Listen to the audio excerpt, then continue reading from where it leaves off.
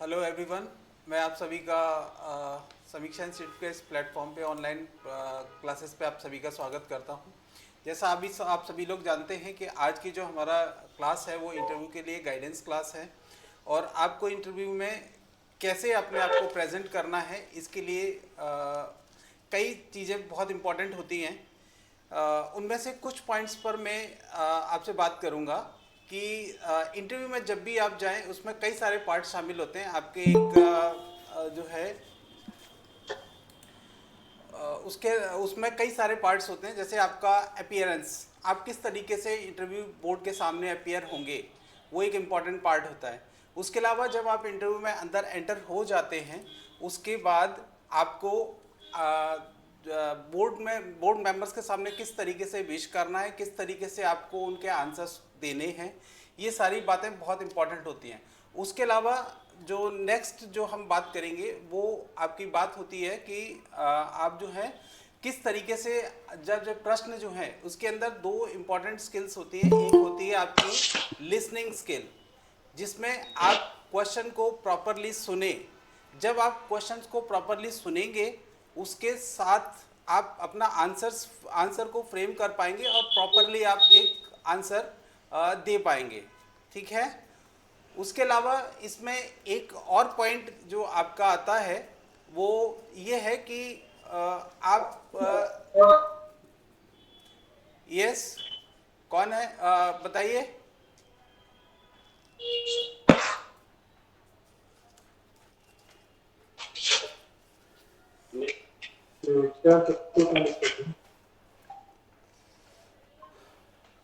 अगर आप लोगों की, जैसे मैं आपसे कुछ जैसे गाइडेंस के लिए मैं कुछ आपको पॉइंट्स बता रहा हूं, अगर आप लोगों को लगता है कि भाई इसमें हमें कुछ और पूछना है तो you can ask your questions, आप अपने प्रश्नों को पूछ सकते हैं। तो इसमें इसमें जो, एक्सक्यूज हाँ एक्सक्यूज मी सर। बताइए।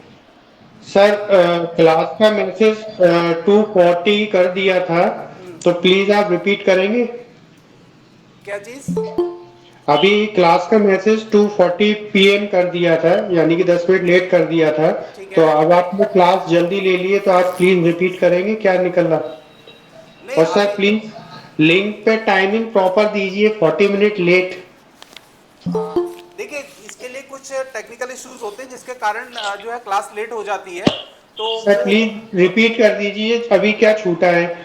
नहीं अभी कुछ नहीं, जस्ट अभी थोड़ी टाइम हुआ है, अभी छूटा कुछ भी नहीं है, अभी जस्ट स्टार्ट होने जा रही है क्लास। थोड़ा सा टाइम ओके हुआ है, 2 से 3 मिनट ही हुए हैं अभी क्लास ऑन हुए। तो इसमें आपका कुछ भी छूटा नहीं है। ठीक है। Okay sir, okay sir. ठीक है। तो इसमें मैं आप लोगों से बात कर रहा था कि इंटरव्यू में हम किस तरीके से अपना प्रेजेंटेशन दें, किस तरीके से आप प्रेजेंट करें, उसके लिए कुछ पॉइंट्स मैं आप लोगों से डिस्कस कर रहा था। कि जैसे आपका जो ये जो इंटरव्यू की जो मेन जो चीज होती है वो ये होती है कि आप लोगों को क्लास में, मतलब उसमें इंटरव्यू में आपको किस तरीके से अपियर होना है। आपका ये टोटली पर्सनैलिटी डेवलपमेंट से रिलेटेड आपका टेस्ट होता है। और पर्सनैलिटी के अंदर काफ़ी सारी चीज़ें आती हैं। आपका फिजिकल अपियरेंस, उसके अलावा आप उसमें क्या, उसके जो प्रोटोकॉल्स होते हैं वो क्या आप लोग उसको फॉलो करना चाहिए, वो सारी चीज़ें मैं आपसे यहाँ डिस्कस करूँगा। उसके अलावा जैसे आप बोर्ड मेंबर्स के सामने किस तरीके से आप आएंगे, एंटर आपको किस तरीके से करना है, ये आपको विशेष ध्यान रखने योग्य बात है। उसके अलावा जब आप अंदर आते हैं तो आपको प्रॉपरली बोर्ड मेंबर्स को किस तरीके से आपको विश करना है उस पर आपको ध्यान देने की आवश्यकता है। आपको जब आप एंटर आएंगे तो किसी भी तरह से आपको जो भी बात करनी है वो आप केवल और केवल क्या कहेंगे कि आपको जो है वर्बली जो भी कुछ करना है आप उसके अंदर बॉडी लैंग्वेज का बिल्कुल भी यूज नहीं करेंगे। जैसे कुछ लोग होते हैं कि भाई जैसे आपके चेस्ट पे हाथ रखते हैं और सामने की तरफ बैंड होते हैं, ये सारी चीजों को आपको अवॉइड करना है। ठीक है। विद जब आप उनको विश करते हैं उसके बाद विदाउट परमिशन आपको जो है सिट नहीं होना है। उसके अलावा आप लोगों को जब आपको परमिशन दी जाती है तो बिफोर सिटिंग आपको ये कहना है थैंक यू या धन्यवाद कहना है, जो जो भी हमें जिसके लिए भी परमिशन देता है। ये तो नॉर्मल सी बात है कि हम लोग जो है उसके लिए थैंक यू कहते हैं। उसके अलावा आप जब बैठेंगे तो उस टाइम पे आपको 2 से 3 बातों का विशेष ध्यान रखना है। सबसे इंपॉर्टेंट आपको लिसनिंग, जब आपको बोर्ड मेंबर्स के साथ में जो भी मेंबर्स आपसे प्रश्न पूछेंगे उनको सबसे पहले इंपॉर्टेंटली आपको क्या करना है, उसको प्रॉपरली सुनना है। जब आप उसको प्रॉपरली सुनेंगे तभी आप उसकी जो है ठीक से आंसर आप दे पाएंगे। ठीक है, ये एक बात हो गई। उसके अलावा आपको अब फर्स्ट स्किल हो गई आपकी लिसनिंग। दूसरी बात आपकी ये है कि जब आप किसी क्वेश्चन को प्रॉपरली सुनते हैं तो टेक फ्यू सेकंड्स, कुछ थोड़ी देर का पॉज लीजिए ताकि आप उसको आंसर प्रॉपरली फ्रेम कर पाए। और ये आपको जैसे फर्स्ट क्वेश्चन में आप जब पहला जो प्रश्न होगा उसमें आपको थोड़ा सा टाइम लेना पड़ेगा, अदरवाइज जब आप उसमें एक फ्लो में आ जाते हैं तब आपका क्या है, जैसे आपका प्रश्न पूछा जाता है बोर्ड मेंबर्स की तरफ से, उसके तुरंत साथ ही आपके प्रश्न के साथ ही आपके माइंड में जो है आंसरिंग स्किल्स जो है, आंसर जो है किस तरह से फ्रेम करना है, ये प्रोसेस स्टार्ट हो जानी चाहिए। ठीक है, इसके अलावा एक और चीज है कि भाई जब आप आंसर दें तो इस बात का विशेष ध्यान रखें कि आप आंसर्स में किसी भी तरह की गलत इंफॉर्मेशन, इनकम्प्लीट आंसर और को से बचने का प्रयास करें। ठीक है, आपको किसी भी बोर्ड मेंबर्स, अगर आपको आंसर नहीं आ रहा है, यू आर नॉट श्योर कि आपको जैसे डेटा से संबंधित आपको याद नहीं आ रहा है उस समय, तो आप बहुत अच्छे से सॉरी का यूज कर सकते हैं। ठीक है, उसके अलावा जैसे मान लीजिए आपको ये लगता है कि भाई मेरा आंसर जो है मुझे थोड़ा बहुत याद है और वो पूरा याद नहीं है, उस केस में आप सॉरी का यूज कीजिए। या आप उसमें ये भी कह सकते हैं कि सर दिस टाइम, इस समय मुझे वो याद नहीं आ रहा है, तो sorry can be doubts.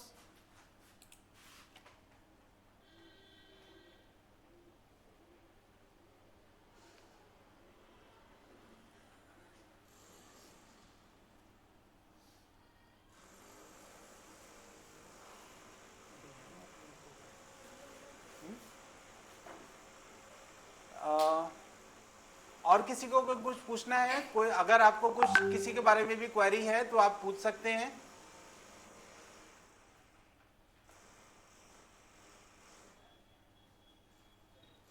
Hello. हाँ बोलिए। वो भारतीय ज्ञान परंपरा से क्या क्वेश्चन बन सकते हैं बॉटनी सब्जेक्ट में? देखिए बॉटनी सब्जेक्ट में भारतीय ज्ञान परंपरा से, जैसे मान लीजिए बॉटनी सब्जेक्ट है तो उसको हम अर्लियर टाइम्स में या पुराने समय में, जैसे जो हम किस तरीके से बॉटनी सब्जेक्ट को हम देखते थे, किस तरीके से उसका अध्ययन किया जाता था, वो उससे संबंधित आपसे क्वेश्चंस किए जा सकते हैं।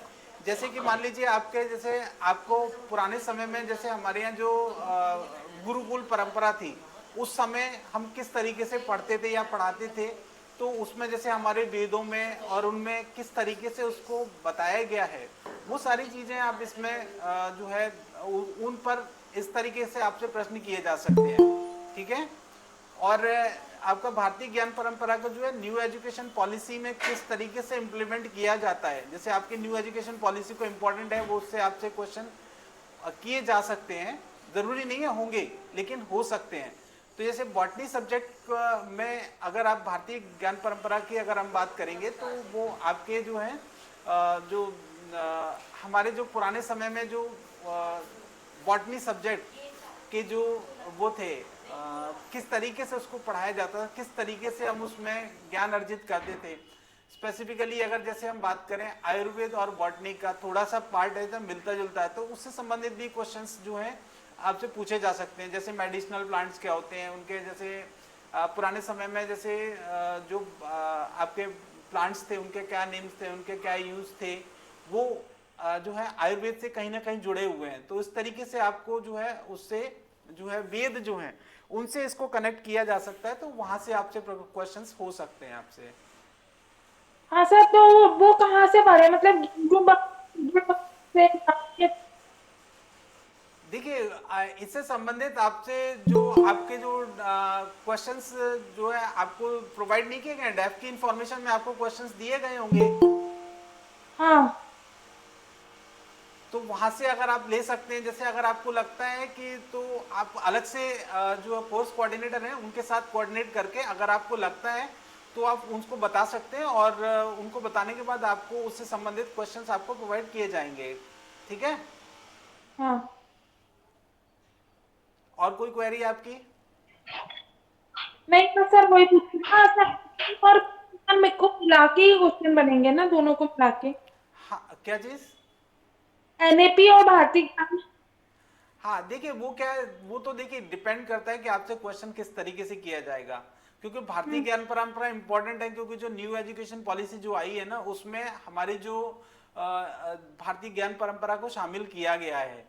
तो हाँ, इसीलिए जो है उससे एनईपी, और आपके सब्जेक्ट में भारतीय ज्ञान परंपरा है ही, और हम्म, एनईपी में भी भारतीय ज्ञान परंपरा को इम्प्लीमेंट किया जा रहा है। तो इसलिए दोनों से मिलकर के क्वेश्चंस भी बन सकते हैं, और सेपरेट न्यू एजुकेशन पॉलिसी और आपके बॉटनी सब्जेक्ट पर भी सेपरेट क्वेश्चंस भी बन सकते हैं, और दोनों को मिलाकर के क्वेश्चंस भी बन सकते हैं। तो इस तरीके से आप इसको प्रिपेयर करिएगा। यस सर, मतलब दोनों को मिलाते हुए।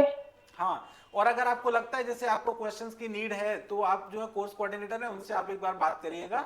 तो वो हम्म, आपको जो है प्रोवाइड करा सकते हैं। ठीक है, करा देंगे आपको। आप बता दीजिएगा कि इन दोनों से रिलेट करते हुए कुछ क्वेश्चंस आपको प्रोवाइड किए जाएं, तो आपको इजीली दे दिए जाएंगे। ठीक है। Okay sir, thank you. Okay. Sir मेरे और क्वेश्चन थे। हाँ जैसे बताइए। सर, जैसे एनालिटिकल क्वेश्चन अगर आया है और इंग्लिश में अपन बोल रहे हैं, लेकिन कई बार अपन को लगता है कि अपना सेंटेंस अपन नहीं जमा पा रहे किसी हाँ कारण से, हाँ। तो क्या अपन थोड़ा सर बाइलिंगुअल उसे करेंगे तो मार्क्स पे असर पड़ता है क्या? नहीं नहीं, देखिए आपको ये इस बात पर डिपेंड करता है कि जैसे मान लीजिए आपसे कोई क्वेश्चन किया गया, और आपने उसको आंसर, आप अगर आप उसको बाइलिंगुअल देते हैं तो कोई इशू नहीं है।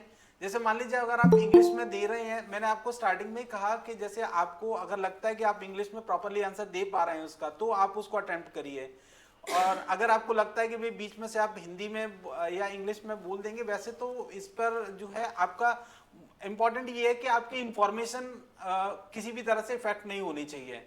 बाकी आप इंग्लिश हिंदी दोनों में से बता सकते हैं, किसी में भी बोल सकते हैं, ऐसा कोई इशू नहीं है। बट ये है कि इंफॉर्मेशन का ध्यान रखना है, जो भी आप उनको आंसर दे रहे हैं उसमें कहीं भी गलती नहीं होनी चाहिए। मतलब उनको रॉन्ग या गलत इंफॉर्मेशन ना दें, उससे बचे। बाकी मीडियम से ज्यादा इतना अंतर नहीं पड़ेगा आपका।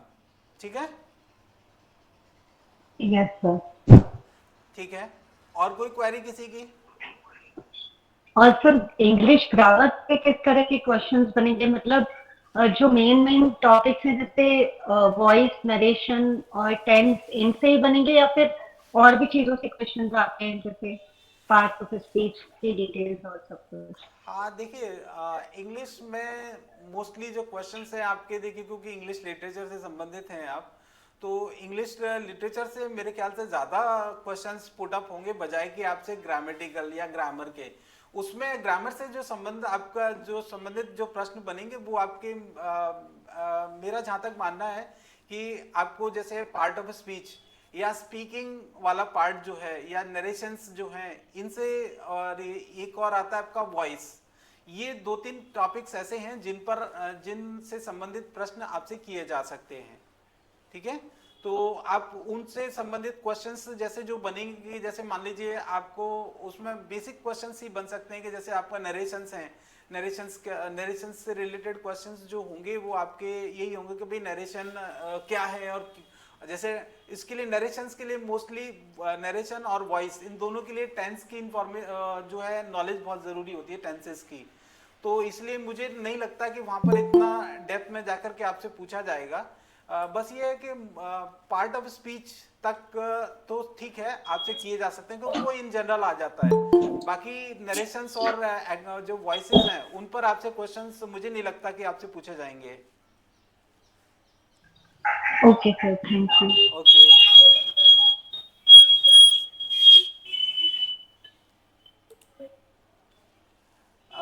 और किसी की कोई query?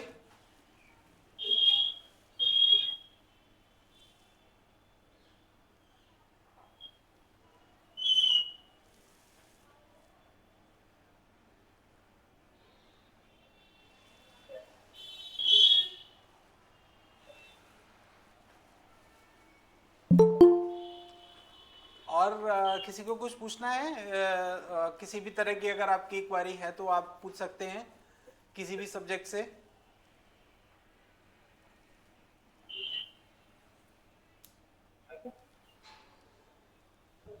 Hello, good afternoon sir. Good afternoon, बोलिए। सर जैसे बेसिकली मेरा जो ग्रेजुएशन है वो बायोलॉजी है। तो सर क्या हमें ऐसे कुछ नोट्स मिल सकते हैं जिससे हम इनको कवर कर सकें? जैसे बेसिकली हमें गृह जिले के नोट्स मिले हुए हैं तो उनसे हमारा काफ़ी कवर हो जाता है। ठीक है। तो सर बॉटनी, जूलॉजी, केमिस्ट्री को लेकर इस टाइप से हमें कुछ ऐसे नोट्स मिल सकते हैं पीडीएफ उनके? आपका पीजी किससे है? सर पीजी मेरा मटेरियल मैनेजमेंट से है, लेकिन ग्रेजुएशन बीएससी से। मैंने एचएमई के लिए अपना अप्लाई किया हुआ है। अच्छा, तो देखिए, ये आप एक बार, मैं आपको इसके लिए सजेशन दूंगा, आप एक बार बात करिएगा कोर्स कोऑर्डिनेटर जो है ना, उनसे एक बार आप डिस्कशन कीजिएगा। तो वो आपको, अगर हम मतलब वो मेनली वही इसका रिप्लाई देते हैं और उनके ये अंडर में ये सारी चीजें आती हैं। तो मेरा आपसे सजेशन यही है, केवल आप कोर्स कोऑर्डिनेटर जो है ना, उनसे एक बार आप डिस्कशन कीजिए इस बारे में कि अगर मतलब जो है मुझे इस तरीके से आप क्वेश्चंस चाहिए तो क्या आप प्रोवाइड करा पाएंगे? तो क्योंकि सर एक्चुअल में ये ग्रेजुएशन लेवल पे ये सिलेबस इतना वास्ट होता है कि हम इसको रिवाइज नहीं कर सकते। तो पिछले कुछ परीक्षाओं में इससे रिलेटेड क्वेश्चंस भी अगर हमें मिल जाते, एक बार हमें आंसर्स ना मिले लेकिन इससे रिलेटेड क्वेश्चंस मिल जाए, क्योंकि डेफ में तो उन्होंने, जो मेरे ग्रेजुएशन के डेफ में तो उन्होंने दिए, लेकिन वो सिलेक्टेड क्वेश्चन है। तो इससे पहले और भी जो आपके इंस्टीट्यूट के एक्सपीरियंस्ड क्वेश्चन रहे हों जो पूछे गए हों, अगर वो भी हमें प्रोवाइड हो जाए तो हम उनकी तैयारी कर सकते हैं। देखिए, जहाँ तक आपको ग्रेजुएशन के जो क्वेश्चंस चाहिए वो जी आपके, तो वैसे तो क्वेश्चंस आ जाते हैं। आपका मतलब किसके लिए आपने अप्लाई किया है वैसे? सर, हॉस्पिटल मैनेजर के लिए। हॉस्पिटल मैनेजमेंट के लिए, ठीक है। तो मेरा सजेशन आपको यही है, केवल कि एक बार आप कोर्स कोऑर्डिनेटर से बात करिएगा। उसमें जी ग्रेजुएशन सर। से रिलेटेड क्वेश्चंस तो आपको प्रोवाइड किए गए हैं। जी सर, काफ़ी कम है सर, लेकिन एक्चुअल में वो सिलेबस तो जो हमारा तो 3 साल के कोर्स का 2-4 क्वेश्चन कवर नहीं कर पाएगा। तो वही मैं चाह रही थी कि आपके इंस्टीट्यूट में और भी जो एक्सपीरियंस क्वेश्चन रहे हों जो पिछले किसी इंटरव्यू में पूछे गए हैं वो हमें मिल जाए। हाँ, तो मैं आपसे वही बोल रहा हूँ कि आप एक बार कोर्स कोऑर्डिनेटर से आप कम्युनिकेट मतलब कांटेक्ट करिएगा। वो जी आपको सर। उसका बेहतर सजेशन आपको दे पाएंगे, और वो जी जी। अगर पॉसिबल हुआ तो वो क्वेश्चंस भी प्रोवाइड करा देंगे आपको। ठीक जी है, जी sir, okay, thank you sir. Okay.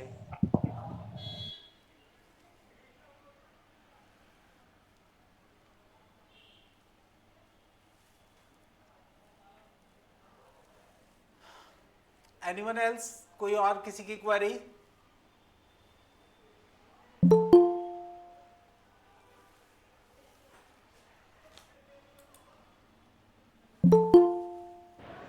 Good evening, good afternoon sir. Good afternoon, बोलिए। सर मैं ऐसा चाह रही थी कि जैसे ना मतलब ऐसे दो दो तीन तीन टॉपिक करके ना हमारी थोड़ी तैयारी करा दी जाए, इस तरह से कि ये 3 टॉपिक दिए जा रहे हैं, एक वीक बाद उस पर आप हमसे क्वेश्चन पूछ ले, तो थोड़ा जो सब्जेक्ट कॉन्फिडेंस है ना वो डेवलप हो जाए। तो आप किस सब्जेक्ट से हैं? जी, आपका मैं सब्जेक्ट केमिस्ट्री से हूँ, केमिस्ट्री से केमिस्ट्री है? से। तो आप किस तरीके की प्रिपरेशन चाहते हैं? मैं ऐसा चाहती हूँ मैडम, जैसे कि कोई 3 टॉपिक में जो मतलब जनरली वहाँ पे पूछे ही जाते हैं, तो आप हमको है ना मतलब एक टारगेट दे दें डेट के साथ कि आप ये 3 टॉपिक इतने दिन में कर लें, और उसके ऊपर एक इंटरव्यू टाइप हमसे क्वेश्चनिंग कर लें, तो मतलब हमारे वो टॉपिक थोड़े अच्छे प्रिपेयर हो जाए सर। क्योंकि क्या है ना सर, इतना सारा सिलेबस इतना वेग है कि ये पढ़ो वो पढ़ो, फिर ना तो ये पढ़ पाते ना वो पढ़ पाते हैं, और उसमें क्या होता है ना सर, हम घूम जाते हैं। ठीक है, तो देखिए, मेरा कहना आपसे ये है कि आप चाहते हैं कि भाई गूगल मीट टाइप की आपकी एक क्लास अरेंज की जाए और उसमें जी जी आपको टॉपिक बताए जाएं, और फिर उस पर आपको जो है प्रिपरेशन करने का अवसर दिया जाए और उस पर क्वेश्चंस किए जाएं। जी सर बिल्कुल। चलिए, मैं आपको प्रॉमिस तो नहीं करता हूं, बट मैं ये सजेशन ज़रूर दूंगा, जो कोर्स कोऑर्डिनेटर है उनको इस तरीके से जूम मीटिंग या सब्जेक्ट एक्सपर्ट के साथ आपकी जो है जूम मीटिंग अरेंज की जाए, ताकि आप जी लोगों को थोड़ा सा उसमें सब्जेक्ट को प्रिपेयर करने में आपको मदद मिले। ठीक है? हाँ सर, क्योंकि जैसे मैं अगर मैं अपनी पर्टिकुलर बात करूँ तो सर मैं वर्किंग हूँ, हाँ। तो क्या होता है कि मुझे इतना टाइम नहीं होता है, और फिर है ना मैं मतलब है ना जो कॉलेज में पढ़ाना है वो अलग है, हाँ। और जो मुझे पढ़ना है वो अलग है, तो उसमें क्या थोड़ा हॉट हो जाता है सर। अगर वो एक टारगेटिव होगा ना तो वो चीजें प्रॉपर तरीके से तैयार हो जाएगी। हाँ ठीक है, मैं आपको उनको जो कोर्स कोऑर्डिनेटर है उनको मैं आपकी सजेशन ज़रूर पहुंचा दूंगा, और जी कोशिश करेंगे कि आपके लिए सब्जेक्ट एक्सपर्ट का अरेंज किया जाए और इस तरीके से जूम मीटिंग अरेंज की जाए ताकि जी आप लोगों सर। को जो है प्रिपरेशन में मदद मिल सके। ठीक है हाँ, ना? और फिर जैसे हम आंसर दे रहे हैं, जैसे वो एक पर्टिकुलर एक पर्सन से क्वेश्चन कर रहे हैं तो हम आंसर दे रहे हैं, तो अगर हमारा आंसर उन्हें सही लग रहा है तो ठीक है, नहीं लग रहा है तो वो वहां पर हमें रोके और हमें उसी समय करेक्ट भी करे। लाइक कि ऐसा नहीं, आप ऐसे बोलेंगे ना तो it will give a good impression on in front of reviewers, मतलब जो भी अपने एक्सपर्ट है ना, या जो कमेटी है PhD, उसके सामने मतलब आपका प्रेजेंटेशन ऐसे होना चाहिए, लाइक ऐसे होना चाहिए, तो वो क्या होगा सर, वो हमारी पर्सनालिटी डेवलप कर देगा। हाँ बिल्कुल बिल्कुल, मैं आपका सजेशन कोर्स कोऑर्डिनेटर तक 100% पहुंचा दूंगा, और जी कोशिश भी की जाएगी कि आपको इस तरीके की जूम मीटिंग दी जाए ताकि आपको जो आपके जो चयन है उसमें आपको सहायक सिद्ध हो। मैं डेफिनेटली अब हाँ मैं हाँ बात करूंगा इस बारे में। ठीक है। हाँ सर, मतलब नॉट ओनली सब्जेक्ट सर, थोड़ा सा NEP और IKS में भी ये चीज मैं चाह रही थी, क्योंकि सर क्या होता है ना, सब्जेक्ट तो हमें फिर भी थोड़ा बहुत आता है, पर NEP एंड IKS में हम थोड़े, मतलब अगर पर्टिकुलरली मैं अपनी बात करूं तो मैं वीक हूँ सर। चलिए कोई बात नहीं, देखिए एनईपी के ऊपर हम ऑलरेडी जो डेफ के जो क्वेश्चंस हम प्रिपेयर कराते हैं उसके अंदर जी एनईपी पर तो वैसे ही क्वेश्चंस होते हैं आपके। हाँ सर, वो पर वो 2 4 5 ही है सर, ज्यादा नहीं है। और जहां तक मुझे पता है टीम, मैं आ रही हूँ, हाँ। मैं टीम जो होती है ना, हाँ टीम जैसे 4C क्या होता है NEP में, इस तरह के क्वेश्चंस भी पुट अप कर रही है सर। वो NEP की डेप्थ में भी जा रही है सर अब, क्योंकि सर ऐसा पैटर्न एक सा नहीं रहता ना सर, जैसे हाँ 2022 में जो हुआ उससे अब जो लेवल होगा वो एडवांस ही होगा सर, डाउन नहीं होगा। हाँ बिल्कुल बिल्कुल। चलिए मैं एक काम करता हूँ, आपको एनईपी से रिलेटेड जो है ना आपका एक पीडीएफ जो है आपके ऐप पे डलवा देता हूँ, तो आप वहाँ से उसको आप देख लीजिएगा। तो उस पर हाँ कम से कम 40 से 50 क्वेश्चंस में एनईपी से रिलेटेड जो है प्रिपेयर करा के और ऐप पे कोशिश करेंगे आपको डलवा दें ताकि आप लोगों को उससे हाँ मदद मिल जाए। राइट राइट सर, मतलब वो एक पर्टिकुलर क्वेश्चन का आंसर, पर्टिकुलर क्वेश्चन का आंसर, मतलब अगर हाँ मैंने एक क्वेश्चन दिया, इसका आंसर अगर मैं ऐसे देती तो उसका नेक्स्ट क्वेश्चन ये होगा, हाँ कमिंग क्वेश्चन ऐसा होगा। जी सर, जी सर। ठीक है। ओके। जी ओके। Anyone else? और किसी की कोई क्वेरी?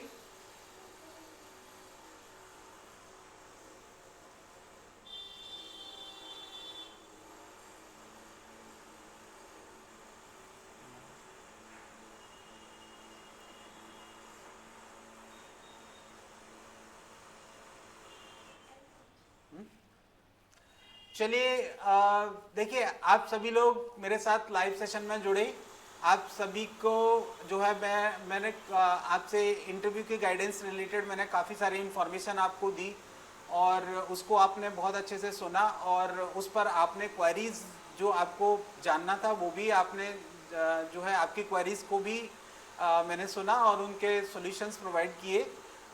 इसके साथ ही आपकी जो है ये आपकी जो इंटरव्यू गाइडेंस क्लास जो है यहाँ पर एंड होती है और इन फ्यूचर हम जो है दोबारा से हम प्रयास करेंगे कि इंटरव्यू से रिलेटेड आपके जो भी प्रश्न हैं वो आपको एक और सेशन आपके साथ रखा जाए और उसमें हम जो है आपकी क्वेरीज और आपके जो है और अच्छे से और भी आपके लिए सजेशंस लेके आएंगे ताकि आपका जो करियर है उसमें आप लोग जो है सक्सेसफुल हो और हम आपके लिए एक अच्छे एक मतलब एक अच्छे जो है सजेशंस आपको दें ताकि आप लोग उसमें जो है आपके जो गोल है उसको आप अचीव कर पाएं। इन शब्दों के साथ ही मैं आप सभी से विदा लेता हूं।